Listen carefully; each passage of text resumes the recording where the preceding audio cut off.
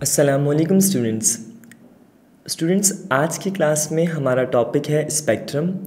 और आज की क्लास में हम समझेंगे स्पेक्ट्रम के बुनियादी कॉन्सेप्ट्स क्या होते हैं और उनको हम कैसे लेके चलते हैं। तो सबसे इम्पॉर्टेंट बात तो हमें कुछ लाइट्स को समझना पड़ेगा। देखिए, लाइट के बारे में एक कॉन्सेप्ट हमें मालूम है ऑलरेडी कि हम इसको फोटॉन्स कहते हैं, यानी एनर्जी के पैकेट्स होते हैं।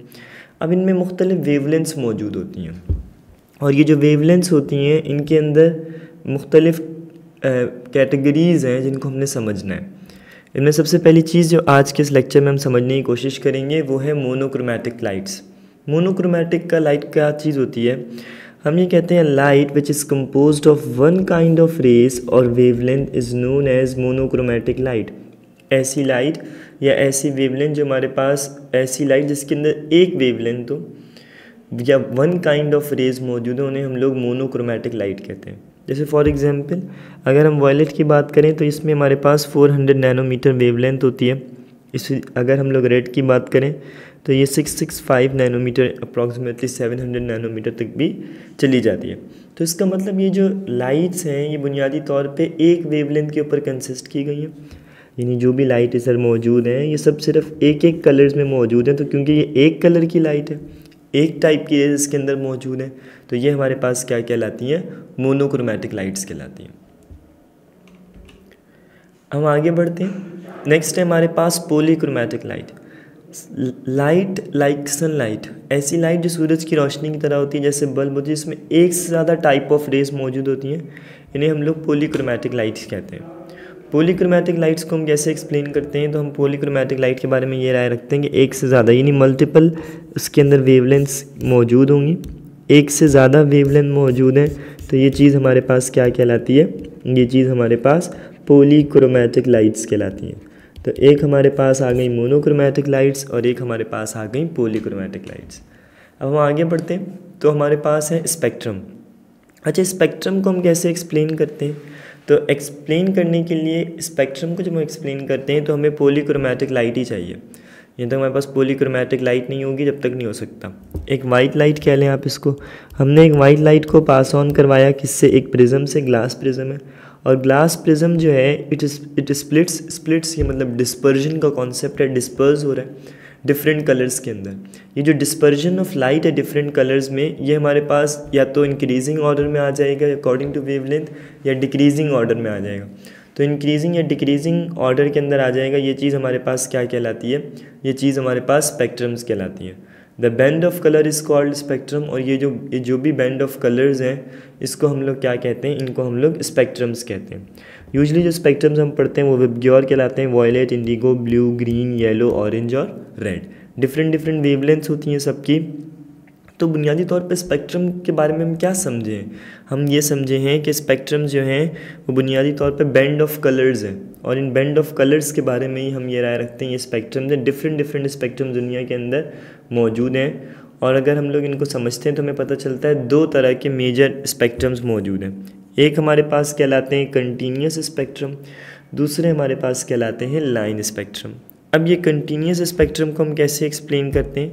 तो ये जो हमने आपको भी समझाया है बैंड ऑफ कलर वाला मामला, यही एक्चुअल में कंटिन्यूस स्पेक्ट्रम है कि एक लाइट आई है, वो प्रिज्म से क्रॉस हुई है, डिफरेंट कलर्स में ब्रेक हो गई है, और ये जो डिफरेंट कलर्स में आपके पास ब्रेक हुई है इन्हें हम लोग क्या कहते हैं? कंटिन्यूस स्पेक्ट्रम्स कह रहे होते हैं।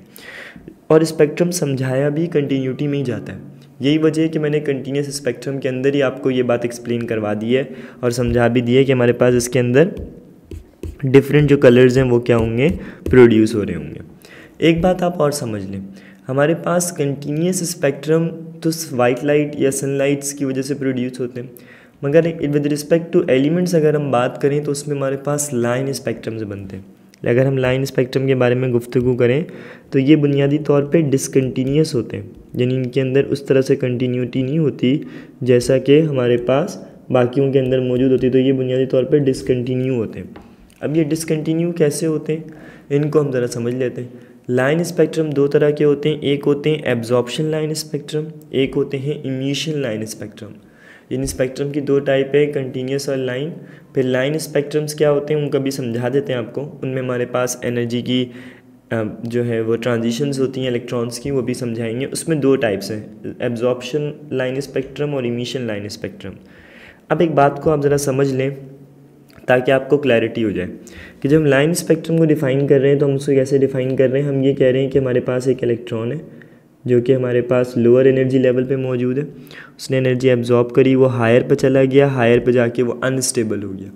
अब जैसे ही अनस्टेबल हो गया तो इलेक्ट्रॉन वापस रिपल बैक आएगा, और जैसे ये बैक आएगा तो मेरे बेटा इसमें से हमारे पास जो रेडिएशंस हैं वो क्या हो जाएंगी, इमिट आउट होना स्टार्ट हो जाएंगे। तो इलेक्ट्रॉन लोअर से गया हायर पे, और फिर हायर से वापस कहाँ पे आ गया, लोअर पे आ गया। फिर दोबारा से इलेक्ट्रॉन लोअर से हायर पे जाएगा, जब लोअर से हायर पे जाएगा तो कोई एनर्जी रिलीज़ नहीं होगी, अलबत्ता जब हाई से लोअर पे आएगा तो एनर्जी क्या हो जाएगी, रिलीज़ होना स्टार्ट हो जाएगी। अच्छा, अब ये जो हमारे पास स्पेक्ट्रम्स बनते हैं ये हमारे पास क्या कहलाते हैं, ये हमारे पास एब्जॉर्प्शन लाइन स्पेक्ट्रम, ये लाइन स्पेक्ट्रम्स हैं। अब एब्जॉर्प्शन लाइन स्पेक्ट्रम कब प्रोड्यूस हो रहे हैं, तो इसके लिए हम कहते हैं when a beam of light is pass through an absorbing material like gaseous sample of an element.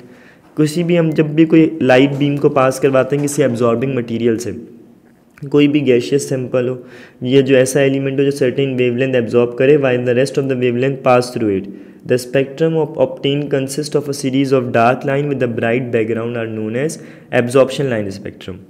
यानी ये कह रहा है कि हमारे पास एक ऐसा स्पेक्ट्रम्स हैं, लाइट्स है, लाइट्स रिलीज़ हो रही हैं, हाई डेंसिटी है किसी भी पर्टिकुलर मैटर की, वो इस तरह के सैंपल से क्रॉस हो रही है जो कि हम एब्जॉर्ब कर रहे हैं सर्टेन वेवलेंथ को, और बाकी जो वेवलेंथ है उनको क्या हो रहा है, पास ऑन करने दे रहा है। तो कुछ रुक जाती हैं, कुछ चली जाती हैं, कुछ रुक जाती हैं, कुछ चली जाती हैं, जिसकी वजह से इसके अंदर हमें क्या नज़र आते हैं, ब्राइट बैकग्राउंड नज़र आते हैं, और हमारे पास डार्क सीरीज़ भी इसके अंदर नज़र आती हैं। इस तरह के एब्जॉर्प्शन स्पेक्ट्रम्स कहलाते हैं। एब्जॉर्प्शन नाम से वो चल रहा है, कोई चीज़ को हम एब्जॉर्ब करवा रहे हैं। नेक्स्ट हमारे पास होते हैं स्टूडेंट, उन्हें हम कहते हैं emission line spectrums. Emission line spectrum जो है ये कब प्रोड्यूस होते हैं, तो इनके बारे में हम कहते हैं सोडियम वेपर लैंप्स होते हैं जो स्ट्रीट लाइट में लगते हैं, मरकरी वेपर्स लैंप होते हैं, ये इलेक्ट्रिकली डिस्चार्ज ट्यूब से प्रोड्यूस होते हैं, सॉलिड हॉट होते हैं, solid element emit radiation with a certain wavelength, the spectrum which is form such radiation is called emission line spectrum. इसमें क्या होता है, इसमें वही एब्जॉर्प्शन इमिशन होती है, लेकिन अब आप देखेंगे कि इसके अंदर ज़्यादातर पार्ट जो है वो ब्लैक है यानी डार्क है, और मिनिमाइज पार्ट जो है वो क्या है बेटा, उसमें कोई कलर शो हो रहे हैं। तो ये जब प्रोड्यूस हो रहे होते हैं तो हमारे पास इनकी जो प्रोडक्शन है, इनके जो स्पेक्ट्रम्स हैं वो कुछ पर्टिकुलर रेडिएशंस की वजह से हमारे पास क्या हो रहे होते हैं, फॉर्म हो रहे होते हैं। एक बात याद रखिएगा कि इस तरह की जो रेडिएशंस होती हैं ये डिपेंड करता है मटेरियल कैसा है। इलेक्ट्रिकली डिस्चार्ज जब कर रहे होते हैं तो अक्सर इसी तरह होता है, और अगर कोई ऐसा मटेरियल लगा लिया जो एब्जॉर्बिंग मटेरियल है तो एब्जॉर्बिंग मटेरियल लगाने से तो हमारे पास इमिशन लाइन स्पेक्ट्रम्स क्या हो रहे होंगे, प्रोड्यूस हो रहे होंगे। यहाँ तक हमने जो आपसे गुफ्तगू करी है ये बुनियादी तौर पे स्पेक्ट्रम की गुफ्तगू है, और स्पेक्ट्रम से पता क्या चलता है, ये बड़ा इंपॉर्टेंट सवाल है। तो इसका जवाब ये है कि ठीक है कलर्स पता चल रहे हैं, लेकिन ये एलिमेंट्स के आइडेंटिफिकेशन में भी काम आता है। यानी मुख्तलिफ एलिमेंट की जो मुख्तलिफ आइडेंटिफिकेशंस हैं वो हमारे पास किस तरीके से शो हो रही होती हैं, वो हमारे पास स्पेक्ट्रम्स की मदद से शो हो रही होती हैं। तो इसका मतलब स्पेक्ट्रम्स जो हैं ये हमारे पास बड़े इंपॉर्टेंट डीलिंग रखते हैं कि हमारे पास जैसे सोडियम लैंप है वो येलो कलर शो करता है, ये हमें उसके स्पेक्ट्रम से पता चलता है। तो स्पेक्ट्रल एनालिसिस बड़ा इंपॉर्टेंट चीज़ है, तभी हम किसी एक एलिमेंट को दूसरे से सेपरेट आउट कर पाएंगे।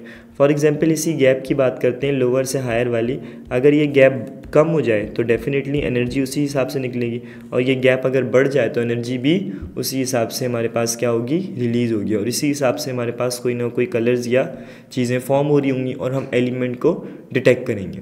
तो ये थी आज की क्लास, आज का लेक्चर, जिसमें हमने सिर्फ आपको स्पेक्ट्रम एक्सप्लेन करा है। अब सर इससे रिलेटेड और चीज़ें बिल्कुल हैं, हाइड्रोजन स्पेक्ट्रम्स हैं, उनकी कुछ पर्टिकुलर सीरीज़ हैं जो कि हम आपसे नेक्स्ट लेक्चर में सिखाएंगे आपको।